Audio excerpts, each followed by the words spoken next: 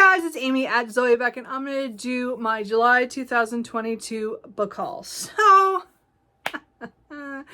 I did so well for certain periods of this month, and then other parts of the month, I just let myself buy what I wanted to. It's just been that kind of month, and I'm just going to let it go. I don't know if August will be any better. I'm kind of giving up trying to curb myself in some things. I read a lot. Like, I read a lot this month, and a lot of the books that I bought were somehow related to that. And I just feel like that's where my connections are in my book buying, is especially when I've read a series and I started it, I buy books in that series. So there's a lot of series books. There's a lot of other books that I just bought because, just one day because. Anyway, so let's just go through these. So I'll first focus on my Jane Austen buys. So every year, again, I take part in Jane Austen July, and I always seem to come away with buying quite a few books. So ones I have shown on the channel already are ones I have not attempted to read yet, which are the annotated Pride and Prejudice and Persuasion by Jane Austen. And I think they're done by David M. Shepard. So he does all the notes. So it has the one side of the text is the story, and then the other side is notes on it. So I have not looked at these really a lot yet.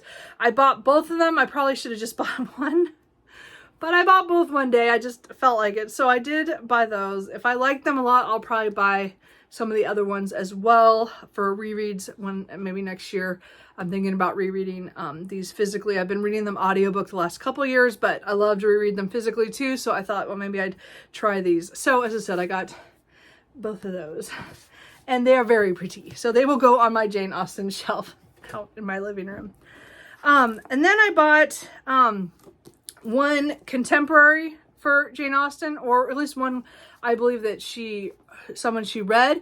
And this is Emeline by Charlotte Smith. So I don't know a whole lot about this story, except that it has all the, the thrills and chills of a gothic or an abduction, duels and fairy tale princess kind of story. So I had to get a used copy. It's not a very good copy. I paid quite a bit for this, and someone has marked up all the notes in the beginning.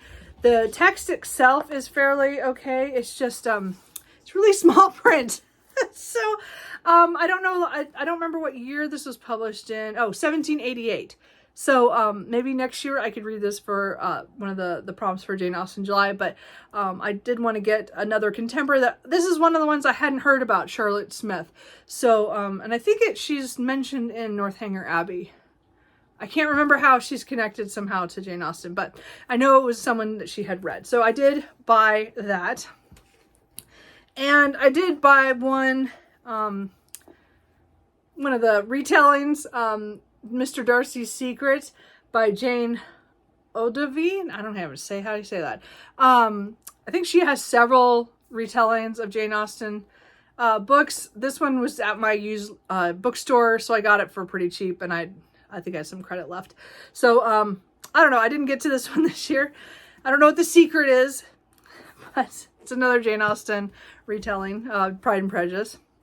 I also bought Sanditon by Jane Austen and Another Lady, which now I got to go back and find out what that lady's name is. Like, I thought it was Anne something, but I can't remember. But I think in the 70s, I think this is the 1970, is that she wrote, 75. So I got this on eBay, first edition copy of it. So it was pretty cool. So it's not in super bad shape. It's fairly good for what I got. Anyway, so this is it's Sanditon, which is the unfinished novel Jane Austen. She was in the middle of writing that when she got sick and passed away. So this woman went in and finished it. And this is supposed to be pretty good. I heard from Janelle at Too Fond of Books. So I bought it on her recommendation from her video on it earlier in July, I believe. Anyway, so I didn't get to that this year. I burnt out before I got it, and I didn't get a chance to read it, but I do hopefully next year. I'd like to see how they take the original, and if it sounds like she does pretty well of continuing the story, but we'll see. Again, as I said, it's somebody else's vision of it, so I don't know how I'm going to feel about it. And then I bought Harriet Wilson's memoirs, The Greatest Courtesan of Her Age.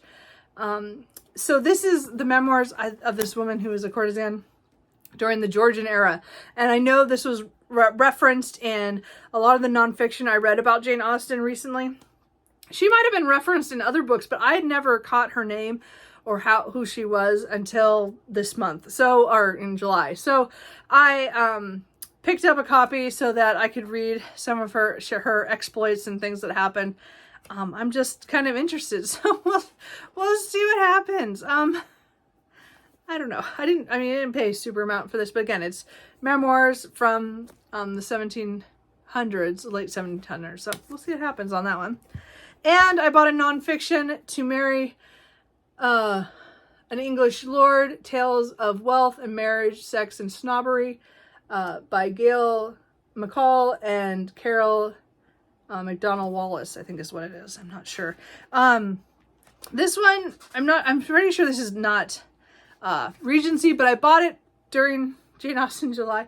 It's more talking, I think it's talking about the women, 1895, when women are coming over from America to marry English lords, bringing money with their family money to get them married to English lords. So I think I bought this more for Victober, but it's like really different formatted. It's interesting. It has, I don't know, it just looks really interesting. And I saw somebody reading this earlier this month, and I just picked it up. So maybe I'll get this in Victober or in Nonfiction November or something. But I thought that just sounded interesting. I know I have some historical romances that deal with women who are American heiresses who go over to England and are trying to be married off to English lords. So it's really interesting that I have fiction on that. So I thought I'd get something nonfiction on that.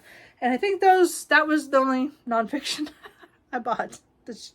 Yep, that's the only nonfiction I bought this month. Oh well. I did also, so speaking of historical fictions, I did buy 2 Tessa Dare books. I got them, they were in one of her early series. I can't remember the name of the series, darn it. The Stud Club. So I bought book 1 earlier this year, I think, at the grocery store. It was on sale. It was cheap and I had some money. Anyway, but I think that's One Dance with the Duke. With the Duke or something. And then this is Twice Tempted by a Rogue and 3 Nights with a Scoundrel. So Tessa Dare is one of those where I read a couple years ago. I read quite a few of her books. And then I haven't been reading a lot of historical romances. So I have a lot. I should stop buying. I need to read. So we'll see. I'm hoping to, I just wanted to get the whole series. They're all the same. This guy with his back turned. So hopefully I'll get to those at some point. I don't know, but I have the first book. I just haven't read it. But it's Tessa Dare and I like her. So we'll see what happens. And then a few more. Here are some standalones. I got Elantris by Brandon Sanderson. So I used to own a copy of this when it first came out. I got rid of it. I have DNF'd Elantris before. But I decided to after reading Warbreaker in June, I really decided I probably just didn't give it enough a shot. And I do have the audiobook as well for Elantris. So I thought, hey, I'll just give it I would like to read this before the end of the year, but we'll see if I get to it. I'm going to start reading Mistborn Era 2 in August. So we'll see. I might get to this. I do have, as I said, I'm reading a lot of other stuff. So we'll see what happens. But this is his first published novel that deals with a place where there's a city that's kind of locked up, that there's a disease that's rampant there where people get that disease. They are locked up into that place, and I don't know if they're kind of zombie-like or there's something going on with them. And then we're also dealing with the kingdom that is outside of that, where a woman comes and she's supposed to marry the prince by treaty, but the prince got the disease and now he's in the city. So I don't know what happens beyond that. I read only, as I said, I probably read about 50 pages of this once before, but I bought another copy because I found a really good one cheap at the used bookstore. So we'll give it another shot. And then I bought here's one of my whim buys. There's another one here too. I don't know what I was thinking that day. This is called Tamlin by Pamela Dean. And I hear that this is a really good modern fairy tale retelling of the Queen of the Fairy, story, I guess. And, from Scotland, off the ballad. And I think it's something modern day. I think I can't remember if she's a college student. Yes, she's a college student. And so she meets, it's supposed to be kind of modernized. I'm not sure I'm going to like this, but it was really, really cheap one day. So if anybody's read this, let me know. That was totally a whim buy. I also got on sale on Prime Day, The Hacienda by Isabella Canas. Is that how you say her name? So this is it's a, what do they say, a Mexican Gothic crossed with Rebecca, I believe. So I did try to get this from the library, and I did have it for a little bit, but I was in the middle of Jane Austen July, and I just couldn't get to it. So it went on sale on Prime Day, and even though it's a hardback, and I don't buy hardbacks much at all, this was so cheap that I just bought it. So anyway, I'm hoping to read this. It's about a young woman who loses, her family home and her father during a revolution in Mexico, and she decides to marry this guy who offers for her, and it's her going to his place, and there's a lot of secrets of stuff in his past, and I hear it's good. I'm hoping I enjoy it, but I did buy that. And then just a couple days ago, I bought 2 new Wendy Webb, not older, books I didn't have by Wendy Webb that I would like to read more of her. I really enjoyed The Haunting of Bryn Wilder, which I just read. It wasn't perfect, not at all, but it was such a fun ride. And I liked the gothic and kind of paranormal element to them. So I wanted to pick up some of her other books because I have read one long time in the past, which I might get, if I can find it used, I might buy that one again and try it again. But the one that came out in 2021, because the book I read was from 2020, is The Keepers of the Met San Balo. So a lot of these take place on Lake Superior, and things happen there. So I don't know what this one's about. Daughters of the Lake by Wendy Webb is actually kind of a prequel to the one I read. It has to do with some characters who go to that same town. I don't think this one's in the same town. No, this one's in this town name. I don't even know that. So they're not real places, I don't think. I have to check. I have to go check. Daughters of the Lake is where this woman had a horrible marriage, and she goes to this small town. I don't remember what for, but she comes out of her rented cabin, and she finds someone dead outside. Cat. I'm sorry, my cat's going over for some paper. Anyway, so there's a mystery, but there's kind of a haunting element to this one too. But yeah, I don't know what's happening. So I'm going to try some more Wendy Webb. As I said, I think she's got several books that I would like to try, but I bought those because they weren't that expensive. So anyway, and then let's talk about some series books. Yeah, so I picked up the next book in the Delightfully Deadly novels by Gail Carriger. These take place intermixed between her books, and they're following the women who were the girls in the, I'm not going to remember the name of the series right out of my head. What is that series called? It has all the, what is it? Oh, the Finishing School series. I just blanked it. So the other 2 books followed 2 of the other characters, and this is the 3rd one. I think it's the last one. I don't know if she's gonna have any more. I think it's the 3rd one. Yeah. So I mean, I love Gail Carriger. She's one of my favorite authors.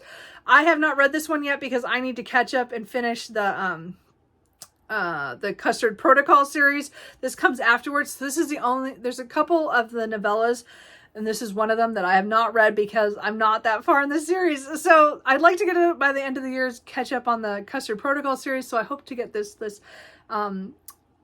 But this follows 2 of the characters from the Finishing School series in later life. So now they're very much adults, and that knew each other when they were teenagers. And they both, one's a I think he's a science. He's into ancient languages, and she is kind of like a spy, and I think he has to help her, and he's always had a crush on her, kind of thing. I think at least that's how I remember it. But we'll see what happens. Anyway, I can't read that yet. But they're like late 1800s, I think, is the time period. Something close to there. Anyway, but I really liked all Garrett Colliger's books are all kind of interconnected in that world. I just love it. I did pick up the second book of, Radiance was the first book. Oh, Wraith Kings, I think, or something like that is the series name. I don't know how to say this. Eudolion? I don't know how you say that. Anyway, by Grace Dreven. So I really liked book 1. I'm not sure I'm going to like book 2, but I decided I wanted to at least, I'm not sure if this completes a series or there's a novella or something. I'm not sure. Someone can tell me maybe. But I knew for sure I had to read one more book to, I thought to complete the series, but maybe there's the third book didn't look like I could get it except an ebook. I'm not sure. I'll have to check into that more. But this has to do with two people who were forced to get married due to, what do you call it? For two countries, it was kind of like to bridge the gap kind of thing. And they're two different species. And so it's them learning about each other because they were kind of both the extra heir and kind of thrown into this. And then things just go wacko in the first book. And it was really fun.